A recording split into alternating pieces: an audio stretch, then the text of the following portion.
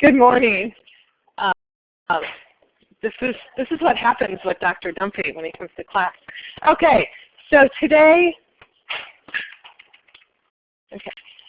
we're going to finish Chapter 7. We are using the same handout from Tuesday. If you're online, we'll put the URL up in a minute. Okay, review of what's due this week. This week it's a little odd because of the exam coming up. We have the attendance quiz that will be available today before 5, probably closer to 1 o'clock this afternoon it'll be available. Chapter 7 homework, and then Sunday there is no video quiz due to the exam. The next video quiz is due in a couple weeks. You can do it early so you don't forget. It is due the Sunday after spring break, the Sunday of spring, at the end of spring break, and that's over Chapter 8. And then exam 2 is next week, Tuesday through Thursday.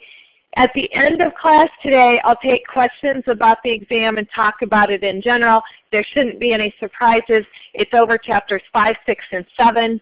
This exam is right before the drop date, and the exam is March 18th through the 20th. I will tell you there's probably a lot of exams next week, and that's because of that drop date being Sunday.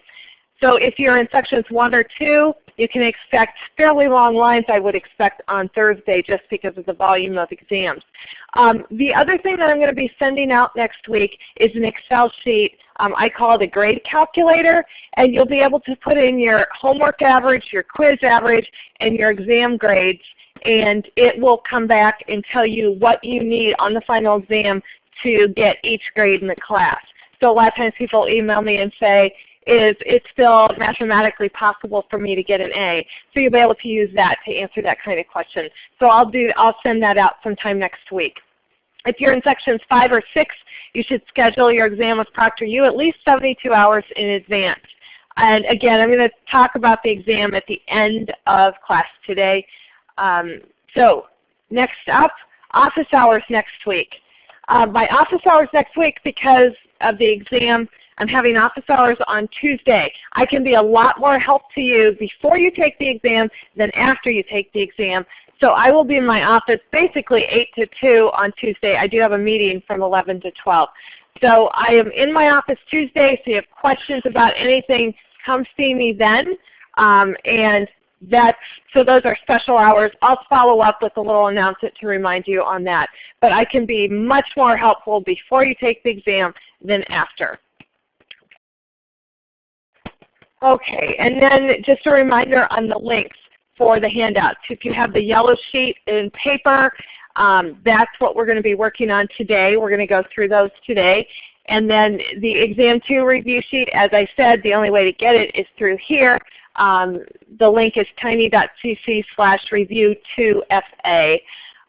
So that's a review sheet. You don't need the review sheet for class today, but that is a review sheet for the exam. And we are doing the yellow sheet, or the handout, that top one, Chapter 7 handout today.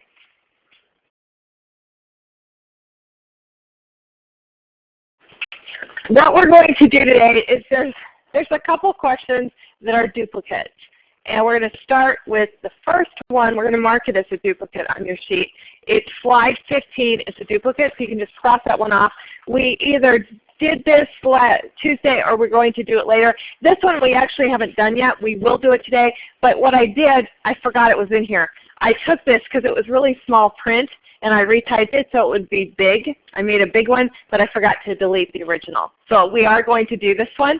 So we will do it later, so you can cross off slide 15, and the same goes with slide 16. Same rationale. I created a nicer looking one, easier to read, and forgot to delete the original. Okay. So 15 and 16 are both duplicates. Okay. So that means we are starting with slide 17. And so today what we're doing is we're doing a whole series of questions. So that's pretty much what's on our agenda. We're going to do all the rest of the questions. There are a few more duplicates, and I'll tell you when we get to them. Okay. First question, if an expenditure is capitalized, it is what? What do we do if an expenditure is capitalized? So pause for a minute, let you ring in your answer, and then we'll talk about what one it is.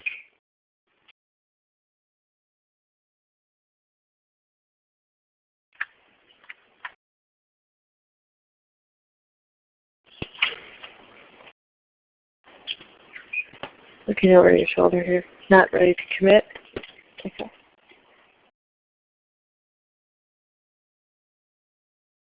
Right, and you're right that you're not right. Okay. Brian, what do you have for?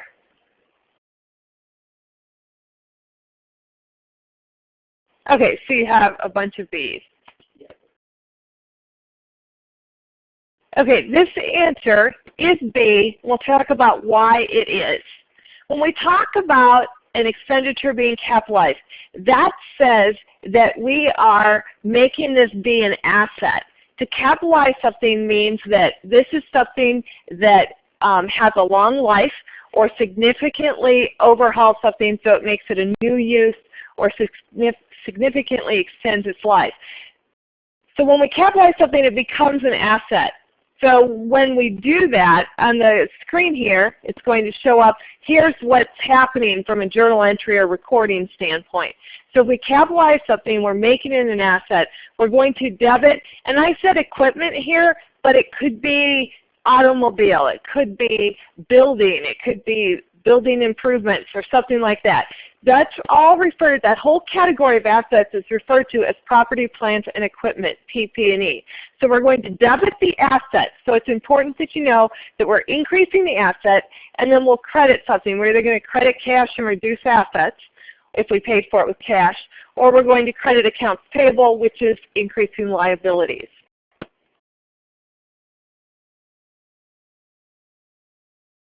This journal entry here, it's a good thing to have on your reference sheet because, and I would also, when I have debit equipment, I would also be putting, that increases assets. When you capitalize something, you're increasing assets, and that's why you are. And then your credit, you can either decrease assets or increase liabilities. But that's one of the reasons for putting that there, to help you work your way through some question about capitalizing something. Then we move on to the next question. The next question is slide 18. Pat's Pets recently paid to have the engine in its delivery van overhauled. The estimated useful life of the van was originally estimated to be 4 years. The overhaul is expected to extend the useful life of the van to 10 years. And what is this? What kind of expenditure is this? Revenue, capital, equity, or matching? I love to see this. Oh, you don't feel good, do you? No. Oh. Yes, yes, you can be confident.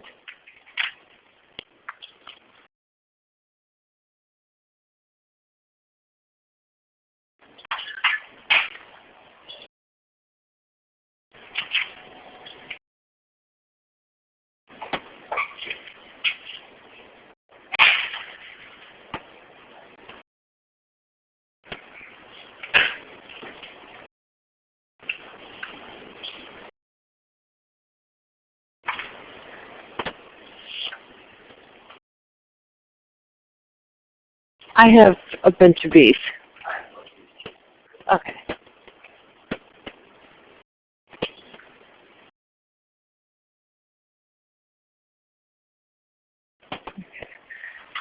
Now, capital expenditure. The reason that this is a capital expenditure is we're not getting a new engine.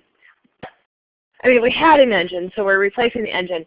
And normally, if we're just replacing what we have, it would not be a capital expenditure. But what's happening here is we're extending the life of the van significantly. So we're taking it from an expected life of 4 years to 10 years.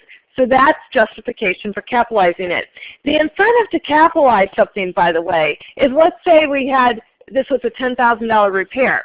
We're either, if we expense it, it's going to reduce income this year by $10,000. So income's going to take an immediate hit. If we can capitalize it, it's going to go on our balance sheet, and then that $10,000 gets spread over the 10 years.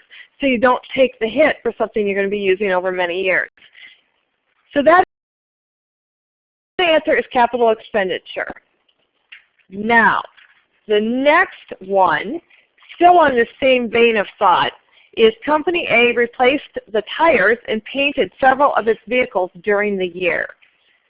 This is slide 19. These costs should be what? So I'm going to let you work on that.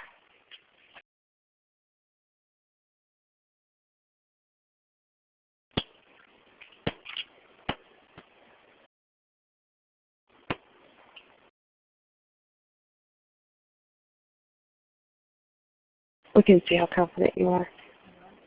Okay. You're on the right track. It is one of those exams.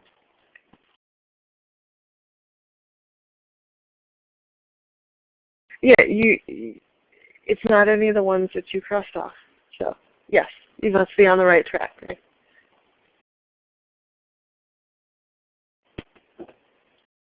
What do you have? A bunch? Mostly D. Okay, this one, the answer is D. Okay, now let's talk about why it's D. When we have repairs and maintenance that are routine, when you buy a vehicle, you expect to have to change the tires. That's just part of the routine maintenance. Painting the vehicle is simply repairing its paint job. It doesn't really extend the life significantly in the end. So those are both routine things, and they are considered part of repairs. They're considered repair expense. To increase the expense, you debit it, and that's why. So if you expense something, you would never depreciate it. It doesn't have anything. When you expense it in the beginning, it's never going to go in the asset. It's never going to go to accumulated depreciation, and it's never going to be depreciated. If you expense something, it's simply debited to repairs expense, and here you're going to credit something like cash or accounts payable, depending on how you pay for it.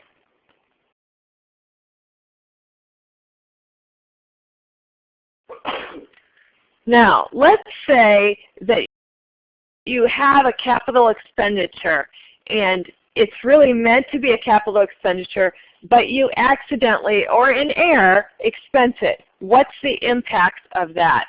So try to reason through this, and I'm going to walk around and look at answers.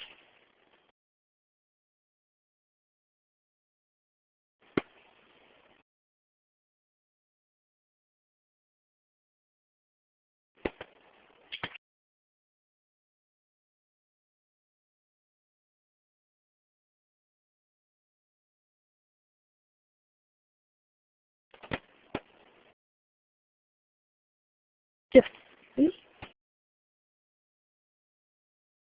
Know it?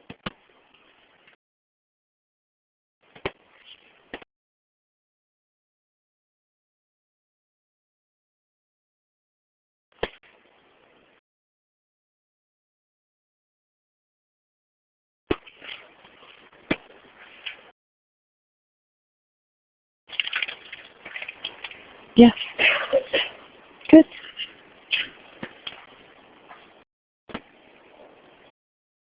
Good process so far. You're on the right track.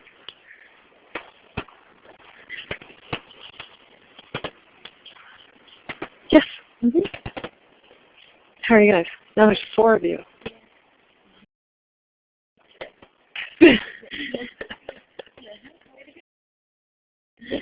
So you come when it's harder to come. Exactly. Yeah. So what are we thinking on this one? Okay, or I don't think it's serious. Okay. I don't know. I think A. Okay. Well, let's talk through it. Okay. On this one, what do you have? You're probably just saying that. Okay. Treating a capital expenditure as an immediate expense. And some of you are doing a really good job of narrowing it down to 2. When I look at this, first of all, we're saying that this should be a capital expenditure. A capital expenditure increases assets, okay? And it's saying what we didn't have that asset, so we would understate assets.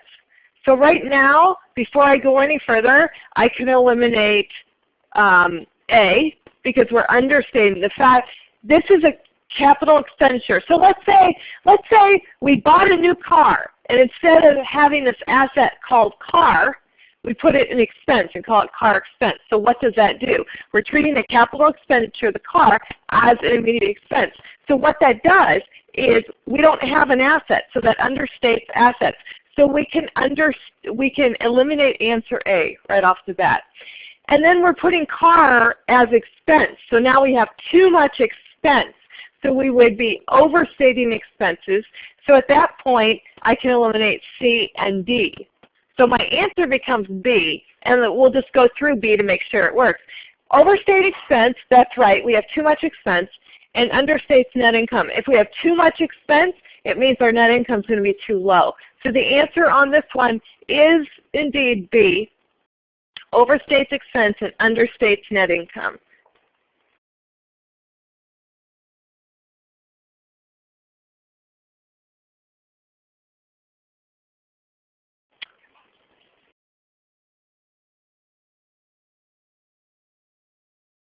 I think Mary must have been reading ahead here with the question. Reading my mind on this next one. The accumulated depreciation account is an income statement account. True or false?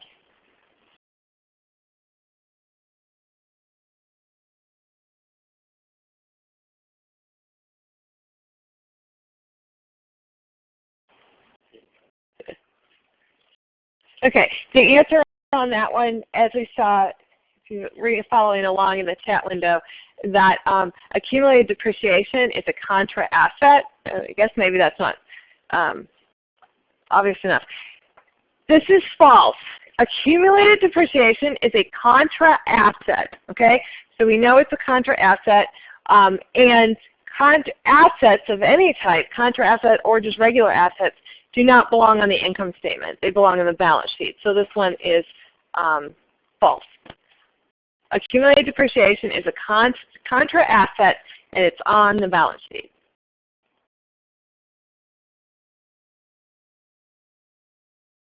And the next question coming up relates to a formula we had on Tuesday, and I would say this formula on the next one on slide 22 still remains very important to know. So slide 22 says book value equals the cost of the asset less the total accumulated depreciation. True or false?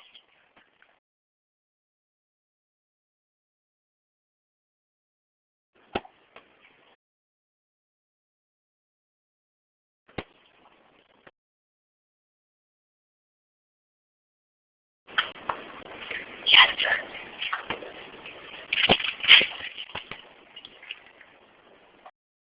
I've been a bunch of truths. Okay, your truths too. Okay, but that is indeed the formula that book value equals the cost of the asset less the total accumulated depreciation.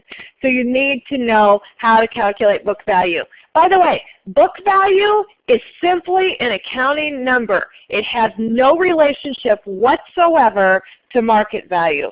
Book value is simply saying, here's what we bought it for, less this depreciation, and here's what's remaining. That's book value. No relationship to its market value. Another one, we talked about this on Tuesday as well. So let's see. At the end of its useful life, the book value of an asset must be 0. True or false?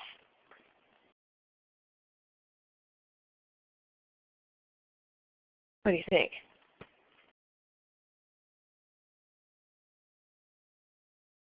You go with true? False? You know who you want to go with? No. Okay, okay. What do you think? False, okay.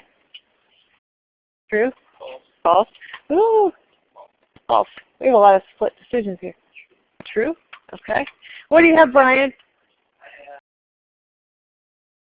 22 falses and how many truths? Wow, bigger percentage. Okay.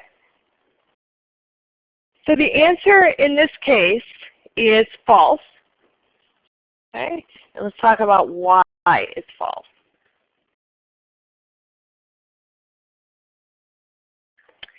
When we depreciate, we can never depreciate below residual value. So whatever the residual value is going to be what the book value is at the end of life. The book value of an asset can be 0. It doesn't have to be 0. At the end of the useful life, the book value of an asset is what I put in dark blue up there. The book value of an asset at the end of its useful life is its original cost less the residual value. We can never depreciate below residual value. If residual value is 0, if it's not worth anything, if we don't think it's going to be worth anything at the end of its life, then the book value of the asset would be 0 at the end. But it's always going to be worth the original cost less the residual value.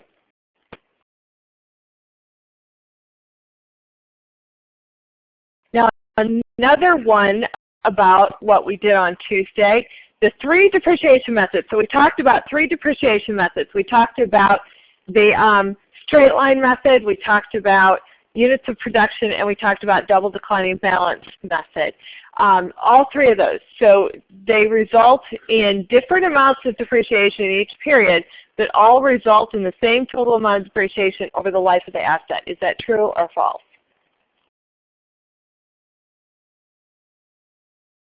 Oh, you just do the partial. Yes, yes. What do you have?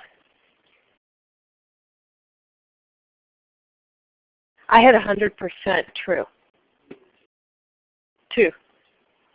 It is true because every method will take a different amount each year, but in the end, every method will depreciate an asset down to its residual value. So over the 5-year life, over the 10-year life, over the 30-year life, total depreciation is going to be the same.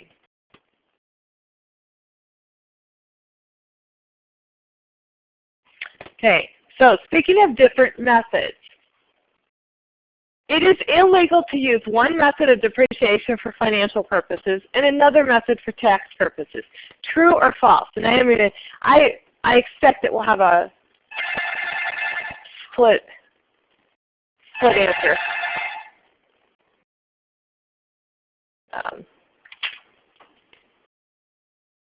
So is it illegal to use one method of depreciation for your financial statements and another one for tax purposes?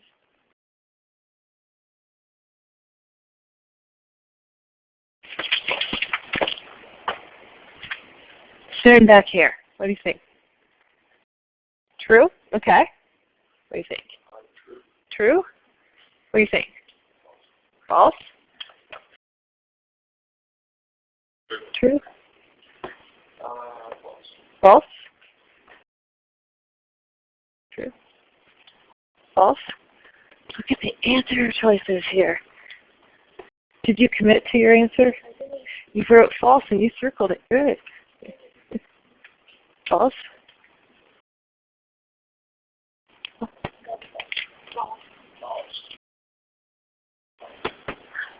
Wow, look at those.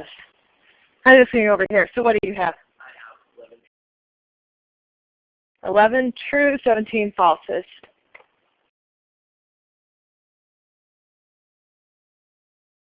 This is actually false. Let's talk about why it is. Okay. When we talk about our financial statements are issued using generally accepted accounting principles. And these have been developed so that we can compare financial statements from one company to another, and that investors can understand the information, and that the information best conveys the underlying economic reality, whatever that might be. So we can go to Target's financial statements, look up what depreciation method they use. We can go to Amazon's, look at what method they use. By the way, both those companies, I believe, use straight line. And we can compare them, and we can compare those companies. Once a company chooses a method, they stick with it. They don't change year to year, so it's consistent. And these methods are developed by accounting professionals, these advisory bodies, and we end up with these accounting rules so that statements reflect economic reality as best we can. So that's the financial statement side of things. On the other hand, our tax purposes. As a business, we have a responsibility to our shareholders to maximize income and minimize taxes as long as we can do it legally and ethically. So we have this responsibility to maximize income, and one of the ways to maximize income is minimize taxes ethically and legally. So we look at what the tax code says. The tax code says we can use straight line depreciation if we want to do that. By the way, vast majority of companies in the United States use straight line, okay? Because straight line makes sense, it's intuitive, we can do it. But tax code says you can use straight line, or you can use this other method. And this other method is called MACRS. It's M-A-C-R-S. It stands for Modified Accelerated Cost Recovery System, which mimics largely double declining balance, but it doesn't mimic it exactly. Now let's think about where the tax code comes from. When they developed the tax code laws, you have a bunch of legislators developing tax code laws. Their purpose is not to make your tax return understandable. Your tax return is not a financial statement. It's not part of financial reporting. Your tax return is simply a revenue grab by the government. The government needs money for programs and everything they do, so the way that we raise money is through taxes. So the tax code is developed to raise a certain amount of revenue. When the legislators vote on new tax code, they don't have accounting expertise. Their objective is not to make clear financial statements because that is not the mission of tax returns. The mission of tax returns is to get revenue. So when they make these laws, they say, when they change a revision to the tax code, they absolutely know or can estimate the impact of that tax code change. That's one of the reasons that the government wants to eliminate LIFO as an inventory method, just as an aside. The government wants to make LIFO illegal because once they do that, I'm not going to explain why, but if a company has to change from LIFO to FIFO, and there's been inflation for many years, it's going to raise a huge amount of taxes for the government. There's billions of dollars at stake. So the government's like, hey, we don't want LIFO. We want everybody to use FIFO and then generate this huge tax grab. So the tax code is designed for one thing, to raise revenues. So a company is not reporting to its shareholders on the tax code, on the tax return. It is simply reporting to the government how much revenue it made according to the IRS tax code. So a company would ordinarily have a responsibility to its shareholders to minimize the amount of its taxes. And one way it can do it, it can say, should I use straight line method, because the IRS will let me use that, or should I use MACRS, which is like double declining balance sort of, and it allows me to take a much greater deduction in the beginning. And the companies are going to, 9 times out of 10 or more, choose the bigger deduction. We want, all other things being equal, we want more deductions up front because then we can use our money to reinvest and we don't have to wait for it. We want to minimize our tax bill, the sooner the better. So companies will choose an accelerated depreciation method for tax purposes because taxes are not part of financial reporting. It is simply, when we do a tax return, it's to calculate how much tax we have, and we can certainly, it is legal and ethical to use different methods. Now what's not legal and ethical is if a company says, let me just report less revenue so I owe less taxes. That's flat out illegal. But this is a case where making a legal choice results in lower taxes, so you absolutely would do that. Okay? Okay. The next slide, 26, is a duplicate from Tuesday. So we will cross out 26. We will also cross out 27. And 28 is also a duplicate as well. So 26, 27, and 28 are all duplicates from Tuesday. And again, that was what I was creating another one that had bigger letters, and it didn't work out so well. So see what 29 is. Yeah, we are on 29, but it got stuck.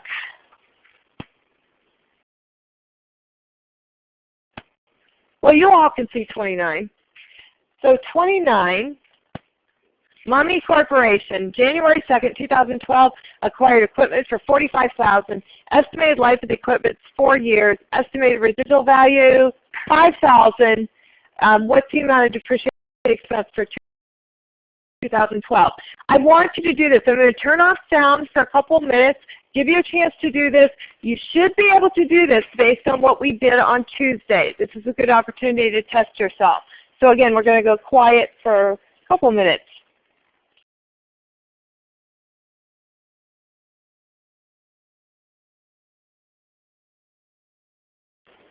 Here we go. Okay. Did you get this? Of course you did. You just circle that. You should have confidence. Yes. Did you get this one? Yep. How about you ladies? Wow. United. Okay.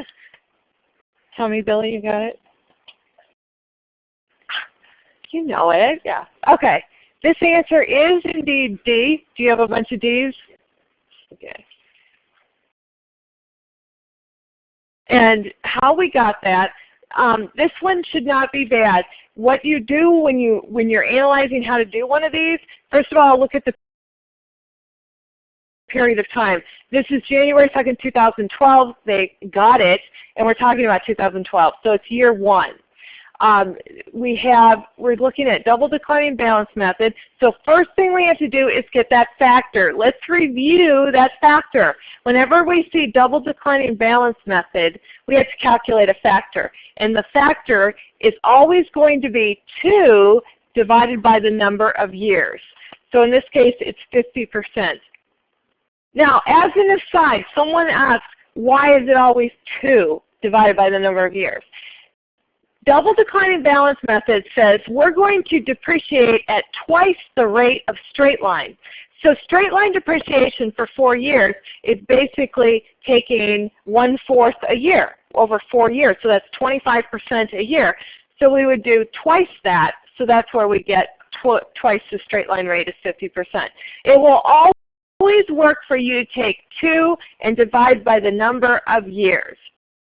Next up then, we're going to take our original cost of $45,000 and multiply by the 50% rate that we just got, that 50% factor.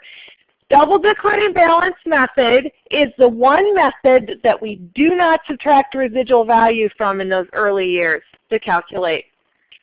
So the answer on this one is simply the $45,000 times the 50%.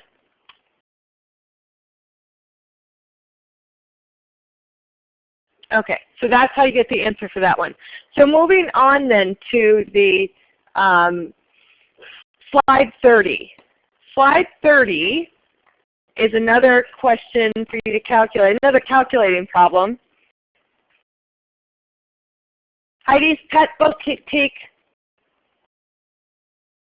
purchased a $5,000 television for the dogs.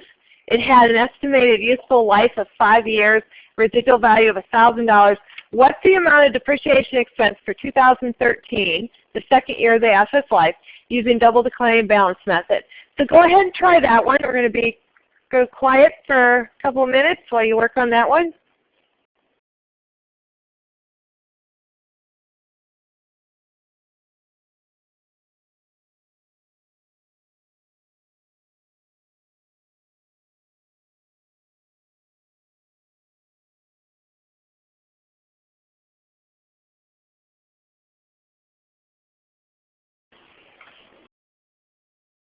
How confident are you feeling?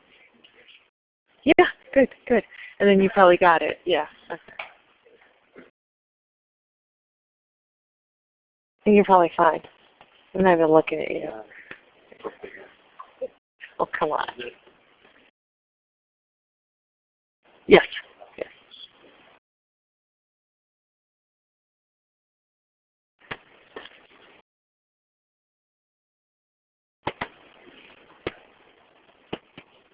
I consciously turn the audio off.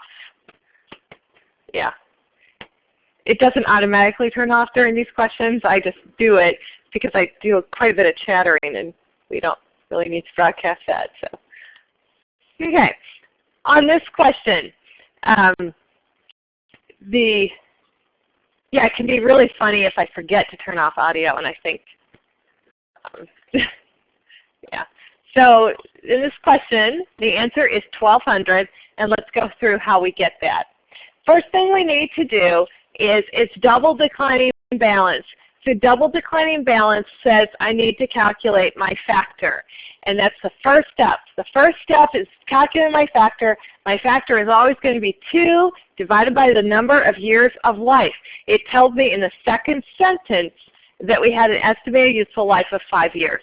So my 2 divided by 5 is 40%. Okay, so that's my factor.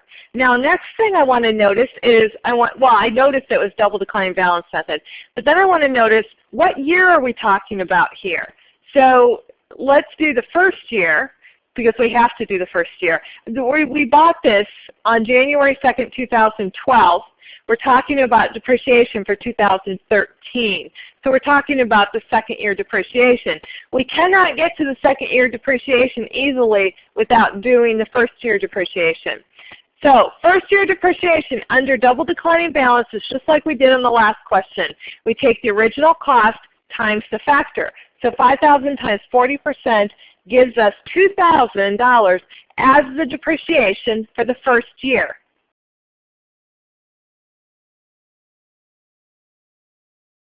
Now, for second year depreciation, and just so you know online, I wait for these to load too.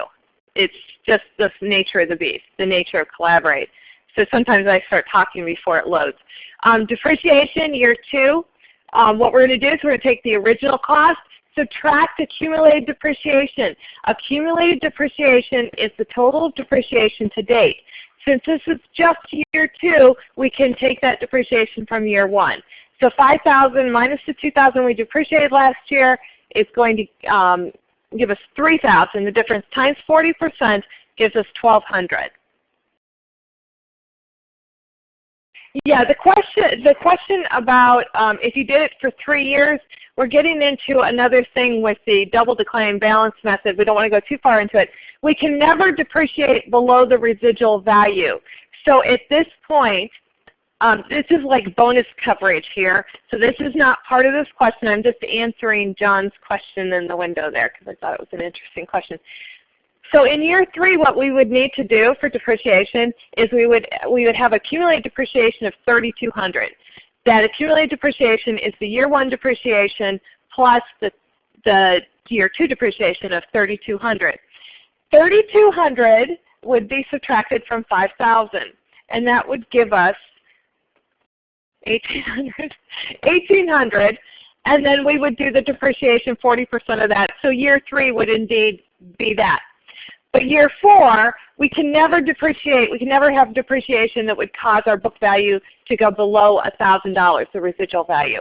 So that's why we're not doing too many years on this, but you can never depreciate below the residual value. Okay, so that's that one. $1,200 is the answer. So now we're moving on to the next slide. Slide 31 is a true-false question. And now we start talking about, we don't have these assets forever. Eventually they're going to wear out and we're going to get rid of them. And that's called a disposal. So let's say we have a forklift that we've had for 5 years. We've driven it, we've used it, it had a useful life of 5 years, and now we can't use it anymore, and it's fully depreciated, and we just want to junk it. We're scrapping it. So to account for the disposal of a plant asset, which would be this forklift example, the cost of the asset and its related accumulated depreciation are removed from the books.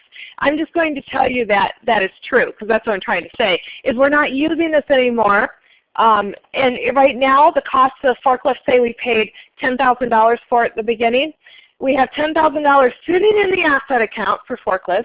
And then we have $10,000 of depreciation sitting in accumulated depreciation, which is a contra asset.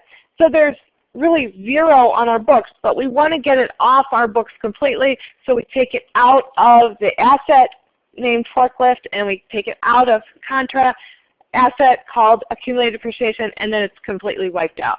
So this is kind of a bookkeeping thing where we want to get it off our books. If we're getting rid of it, we don't have it anymore.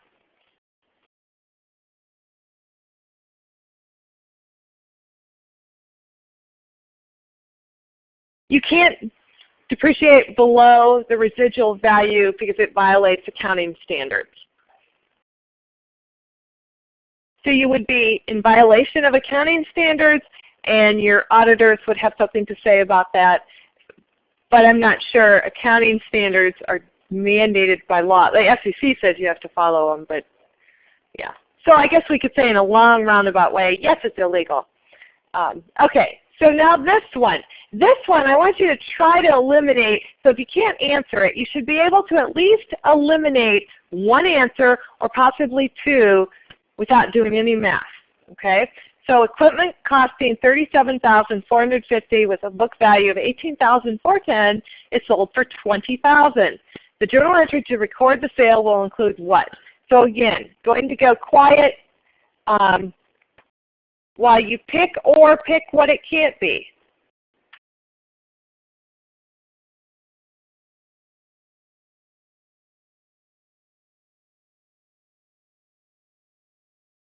Let me come back on.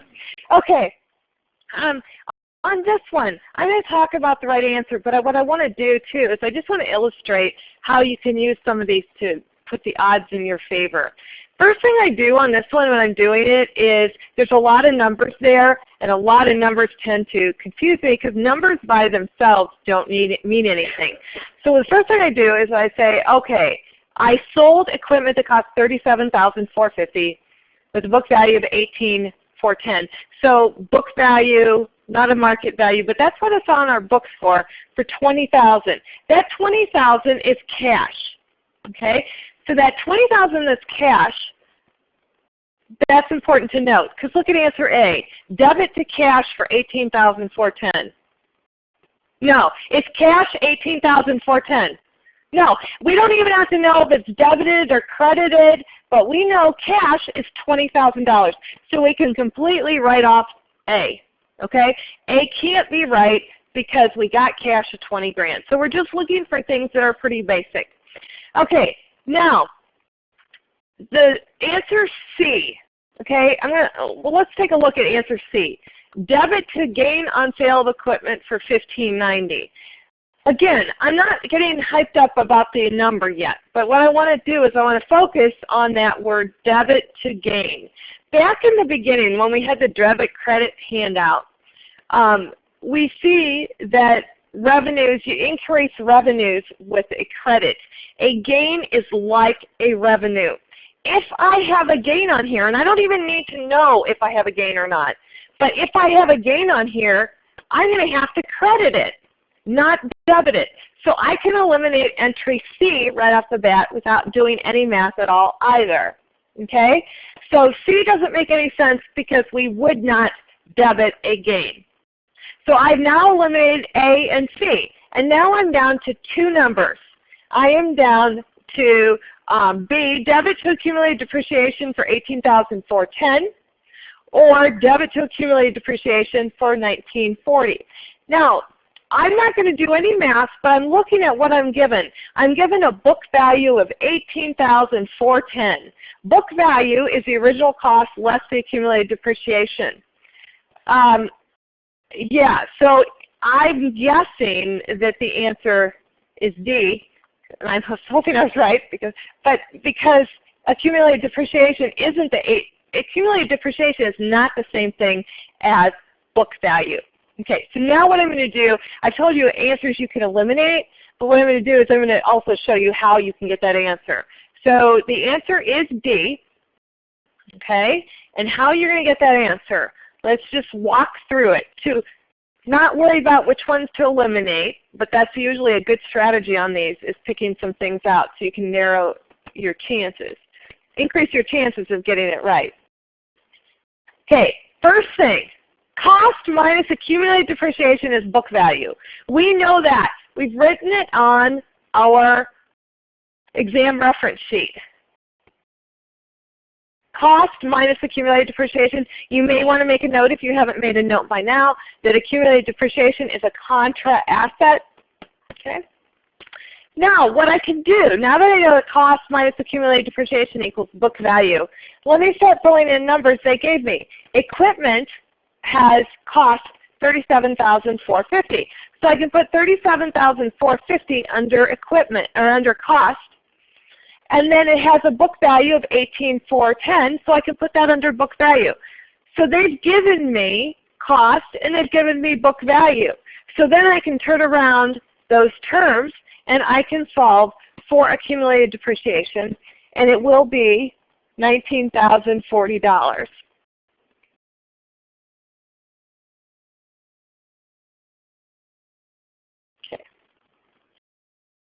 So that's how you solve that one, but it's a good strategy to try to eliminate nonsense answers before you even get going. So on this one, we could eliminate A and C, and then it would be left with choosing between B and D. Okay, so let's proceed on. Now we're going to start talking for a couple questions about natural resources and depletion. Natural resources are things like timber that's on a land that you harvest. It could be salt that you mine, iron ore. It can be a gas well. Natural resources are things that occur naturally in our earth. And when we have a natural resource, we deplete it. We do not depreciate it. It's simply a different term. So accumulated depletion reduces equity, as this account is a contra revenue account. And this is going to be false. And the reason it's false is because accumulated depletion, and look on my blue part, I wrote accumulated depreciation. Accumulated depreciation and accumulated depletion work exactly the same way, except accumulated depletion deals with natural resources, and accumulated depreciation is property, plant, and equipment. It is a contra asset and reduces assets. So accumulated depletion, accumulated depreciation, they are both contra assets and they both reduce assets.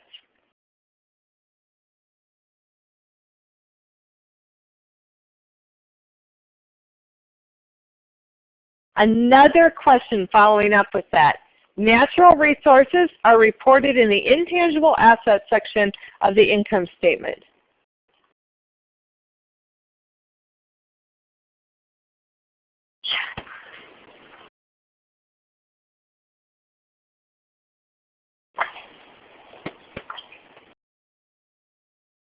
What?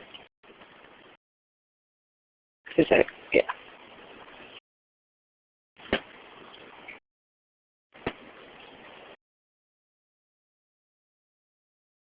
What do you think on this one? False.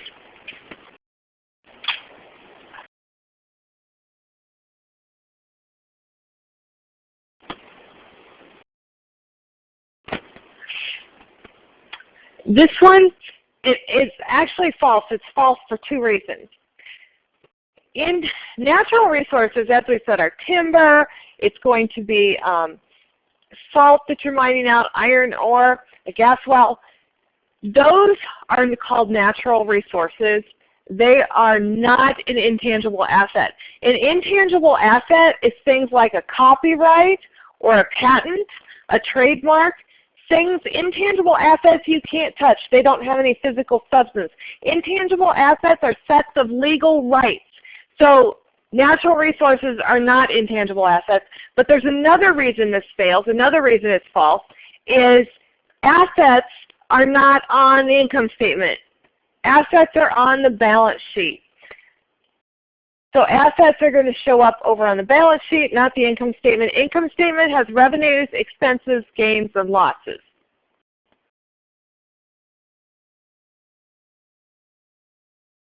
And then the last question is, again, dealing with natural resources.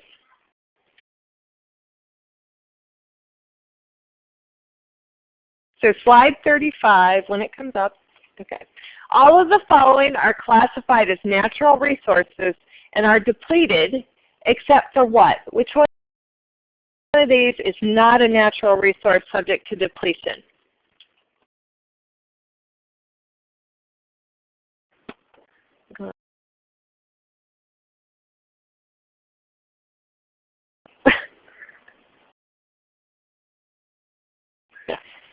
Pretty slick camera work. He gave me an X to stand on. I'm not allowed to move. So, yeah. Yeah. Thanks. Okay. Yeah. Okay, so for this last one, all of the following are classified as natural resources and are depleted except for, and the answer is going, I saw some people as I was walking down, it is indeed land. Land is never depleted or depreciated. Those other items are natural resources. Now what I want to do is I just want to talk briefly about the exam. I'll take any questions you have. But our exam is, as I said before, it's next week. It is Tuesday, Wednesday, Thursday. It starts unofficially at 8 a.m. Tuesday. The official proctor hours start at 8 or 9. They will open at 8 if you want to take it. Managerial accounting has an exam ending on Thursday, the same as ours, just like last exam. I would urge you not to wait till Thursday to take it. I think the lines are going to be phenomenally long. If you're taking it, if you're in section 5 or 6, you need to contact ProctorU and schedule your exam early. This exam is over 3 chapters, so it's less chapters than before. This exam tends to be the most challenging exam of this semester for people.